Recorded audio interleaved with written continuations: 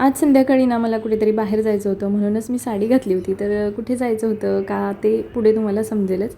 आज गुरुवार होता आणि गणेश जयंती पण होती आणि छान असा योग जुळून आला होता. तर म्हटलं आधी देवपूजा करून घेऊया. तर ह्यांना टिफिन वगैरे दिला आणि त्याच्यानंतर मग भावार्थ झोपेल म्हणून वाट बघितली, पण तो काही झोपला नाही. म्हणून म्हटलं चला खेळतोय तर आपण आपली कामं करून घेऊया. तर देवपूजा करून घेतली आणि गणेश जयंती म्हणून आज गणपतीला कापसाचं वस्त्र अर्पण केलं आणि छान अशी दारात रांगोळी काढून घेतली.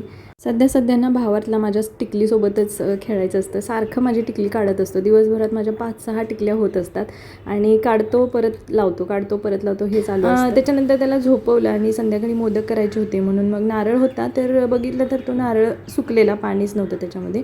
मग म्हटलं आता संध्याकाळी ह्यांना आणायला सांगूया, तोपर्यंत बाकीची तरी तयारी करून घ्यायची. म्हणून मग गूळ वगैरे बारीक करून ठेवला आणि मग म्हटलं संध्याकाळी नारळ आणला की करायला येतील. तर इथे बघा, परवा मार्केटमधून आम्ही थोडंसं ते खत आणलं होतं झाडांना टाकण्यासाठी. तर म्हटलं हे टाकून घेऊया आणि संध्याकाळी ट्युशन चालू होती. तर म्हटलं पोरं आलेत तसं भावातला खायला पण घालूया.